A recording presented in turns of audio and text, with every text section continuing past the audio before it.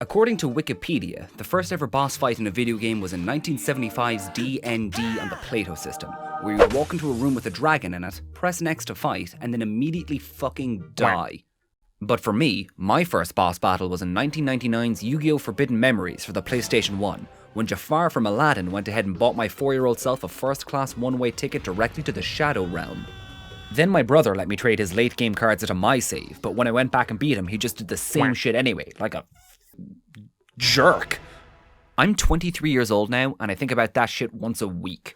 But I guess you could say that boss fights are an awful lot like making love. Even though my first time was kinda dumb and weird and with an intimidating older man, it's now one of my favorite things to do in video game. Nope, should have thought that one through. With this video, I want to take a look at some video game bosses throughout history and talk about what I think's cool and sometimes not so cool about them. That means there's going to be some opinions incoming, and I know the YouTube comment section can sometimes struggle with that, so I'm going to put you guys through a quick test just before watching the rest of this video, so we all know we're on the same page. Which of the following sentences is an opinion? A. Africa is the 6th wealthiest continent on the planet. Or B. Fall Out Boy is the greatest band of all time. That's right, they're both facts. If you managed to pass that test, then congratulations, you're now free to see if I can go more than 60 seconds without talking about Metal Gear Solid. Spoiler alert, I probably can't. Sekiro has the most schizophrenic array of boss fights my virgin eyes have ever witnessed. On the one end of the spectrum, it has some of the best boss battles since Metal Gear Revengeance. Metal Gear Revengeance, you guys. That game is about 3 things. Parrying, slicing, and listening to garbage tier power metal, and you better believe the boss battles are an almost pornographic display of all 3. It's fast, it's fun, and it's the most weeb shit since the Hi Puffy Amiyumi show. Similarly, Anime Souls is all about the parry, and if you somehow manage to fumble your way through the game without figuring that out, the first capital B boss rides in on a giant horse and says, "Hey, so my name is Gyobu Masataka Oniwa, my friends call me G-Dog, and you're gonna learn how to parry." Wait, what? Oh my god! This dude beat me like my dad. Methodically and for my own good. If you're anything like me, you'll die significantly more than twice until your gamer body has evolved beyond levels previously thought unimaginable. By the time you're done with Horse Jerk, you're gonna be so good at the game you'll instinctively Makiri counter the next person naive enough to try and shake your hand. But then, whoops, literally the next boss, you're better off forgetting all of that and just running around in circles, making you look like a bitch. Blazing Bull. More like Blazing Bullshit. This is a game about dudes hitting each other with swords, which is why all the best boss fights are about dudes hitting each other with swords. But then Guardian Ape shows up with his boss arena covered in trees you can swing around on, and you think, oh, cool, maybe I'll have to Spider-Man around and do some sick Tony Hawk Pro Skater 2 air dodging shit. But oops, the trees are there for no reason and it's a boss battle about running around in circles, making you look like a bitch again. See, it's weird because a boss fight will usually play to its arena, like how the fear in Metal Gear Solid 3 is all about trying to find this guy hanging out in trees. So the battle takes place in a forest full of Home Alone booby traps because your goofy butt is going to spend most of your time looking at the tree line and not where you're walking. Or that one turtle guy from Shadow of the Colossus where you have to get him to walk on the water fountain things to knock him over. This, on the other hand, has none of that. The only saving grace is that he's only got 1 life, so once you kill him he stays dead.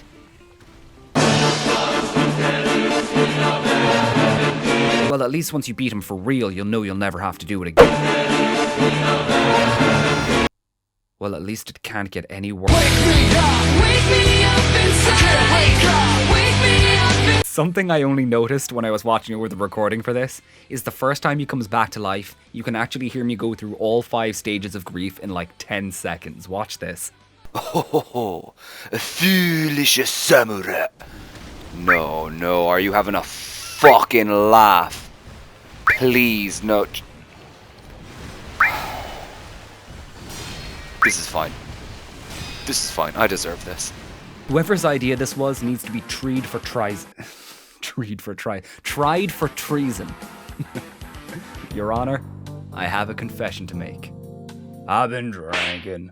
My point is that boss fights are generally at their best when they're capitalizing on the game's core mechanics. Sekiro is about parrying and the best bosses are about parrying. Mario is about platforming and the best bosses are about platforming. Portal is about portals, and the only boss is about portaling, and oh god, here it comes, Metal Gear Solid!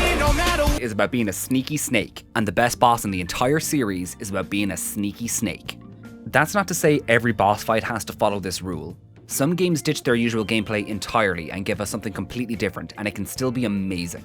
The Uncharted series is usually about cover shooting, but when they did a boss battle around that, people hated it. So Naughty Dog was like, fine, how about forget all of that, and instead, you sword fight a guy in a burning pirate ship for buried treasure, because of course that's how you end Uncharted 4.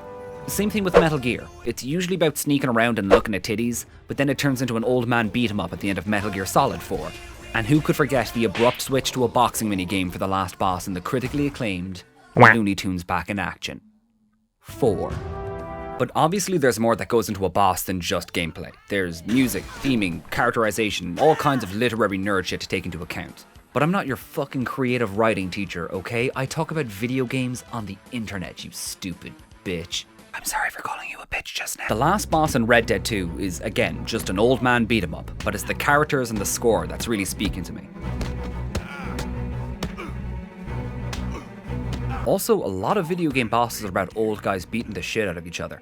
Kinda like Dad of Boy, when just some random guy picks a fight with Kratos, the actual god of war, and he's like, maybe no. But then the other guy's like, maybe yes, and punches him through a fucking house. What the flip, guy?